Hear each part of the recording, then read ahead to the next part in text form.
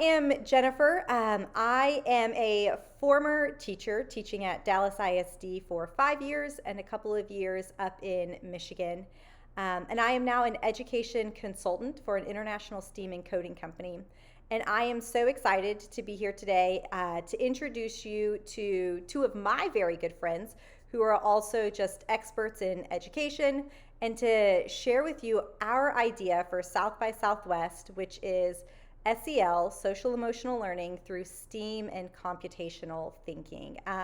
So this is something that I have a lot of history with, including teaching STEAM in the classroom and SEL in the classroom with my good friend, Miss Veronica, who's here with us today.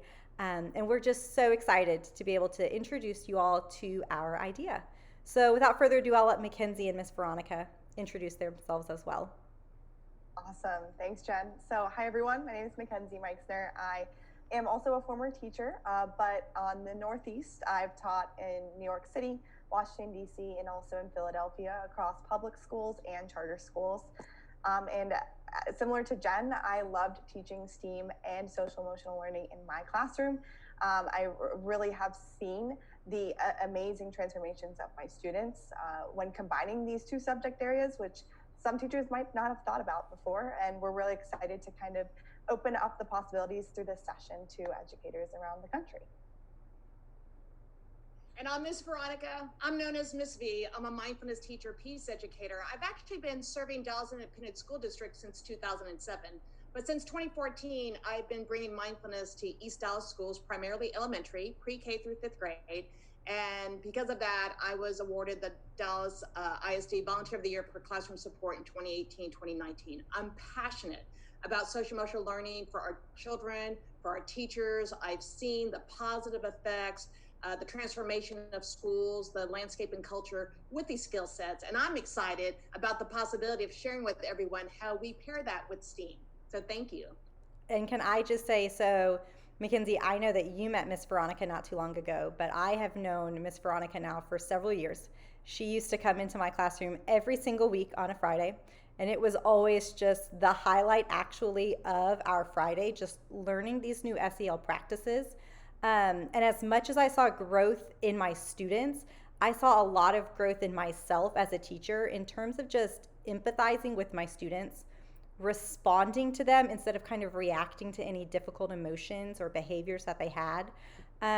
So much so that I had students who would come back and would say, the one thing I remember about you, Miss Byram, is that you always listened. You never put academics above our feelings. You always, always listened. And I think that is probably one of my greatest accomplishments as a teacher. And it's all thanks to Miss Veronica, who taught me those skill sets, because I know I was a hot mess in the classroom before meeting her. Because, I mean, we all are. Well, I'm gonna hop on that, saying that, but being a phenomenal teacher that you are, and that you are willing to receive it and incorporate it, that's how you empower not only yourself and your students. So thank you for your yes. And I saw how you would, I would walk in the classroom, literally, you would get them on the floor and they'd be doing their mindful breathing and shifting in between. So I saw how it supported them with their, responsible decision making, their, self-awareness to, their growth mindset, to know their strengths, but to understand their limitations and still be curious and open-minded. And that's how social emotional learning supports, STEAM and supports teachers. So thank you for your yes, because it was always an honor and privilege to be in the classroom. Well, thank you, Miss Veronica. And I think what I loved the most was just the positive classroom culture in terms of just pure open communication, where the students could also look at me and could also hold me accountable for my behavior. And they could say, and it goes back to my favorite lesson you ever taught in the classroom, Red Wolf, Blue Wolf. They could look at me and say, hey, Miss Byram, you're just having a red wolf moment. Maybe we should practice some mindfulness and breathe to get through it. So, would you like to share that Red Wolf, Blue Wolf story with us, Miss Veronica? I would love to. So whenever I teach emotions, in mindfulness, it's about being present. That's really all that it is, in the moment, non-judgmentally. And no one's ever taught us how to understand our thoughts or feelings and emotions. So with emotions, I showed the video How Mindfulness Empowers Us by Happify. And it's this Native American grandmother cat talking to her grandchild. And she says there's two wolves that live in our heart. There's a red wolf, which is just our difficult emotions that gets angry and jealous and annoyed and frustrated. And then there's the blue wolf, which is the positive emotions, just joy and gratitude and connection. And she asked the grandchild, which one are you going to feed?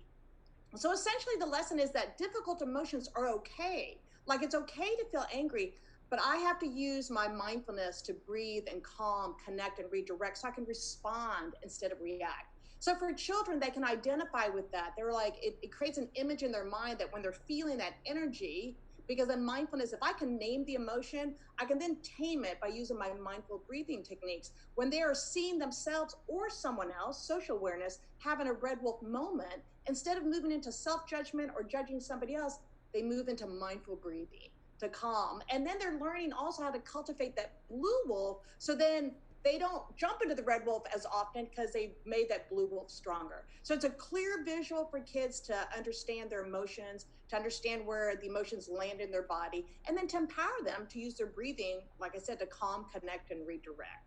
So it's always a favorite moment because they'll be like, hey, I'm feeling like I'm a red wolf. I need to go to the calm corner. And that's very empowering for children and adults to understand that, my brain's just having a reaction, but I can connect and redirect. Yeah, absolutely. And I know throughout our session, we're going to kind of be linking that through STEAM. And there's a lot of natural connections, right, between STEAM instruction in the classroom and opportunities to embed social emotional learning. Whether that's through, getting that hands-on collaborative work and students are working on those relationship skills, or whether that might be kind of going through the problem solving process and the self-regulation and the growth mindset that goes into that, and knowing that it's okay if it doesn't work out the first time.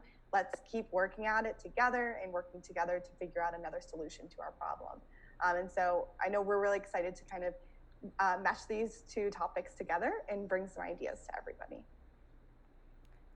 Awesome. Thank you so much, Mackenzie, for that, because I do think it does lend itself nicely. So we are so excited for the possibility to speak at South by Southwest and to share with you all of our experiences of SEL and of STEAM instruction and ways that we can link and embed SEL across our day, specifically through STEAM and through computational thinking and problem solving.